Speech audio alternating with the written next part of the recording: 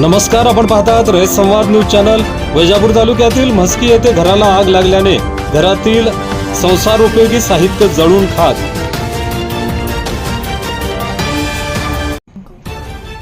छत्रपती संभाजीनगर जिल्ह्यातील वैजापूर तालुक्यातील म्हस्की येथे घराला अचानक आग लागल्याने आगीमध्ये घर पत्र्याचे शेड जळून खाक झाले आहे। या आगीमध्ये घरातील सर्वच संसार उपयोगी साहित्य जळाले आहे। यामुळे मुख्तार रशीद शेख यांचे कुटुंब उघड्यावर पडले आहे। या आगीमध्ये 4 क्विंटल गहू, 4 क्विंटल बाजरी, तांदूळ, भुईमुगाच्या शेंगा, लसूण, घरात ठेवलेली 67,300 रुपयाची रक्कम, 3 तोळ्याचे सोन्याचे दागिने, 2 तोळे चांदी, कपडे आदी जळून खाक झाले आहेत। यामुळे मुख्तार शेख यांच्या कुटुंबावर दुःखाचा डोंगर कोसळला आहे। या आगीचे कारण मात्र समजू शकले नाही।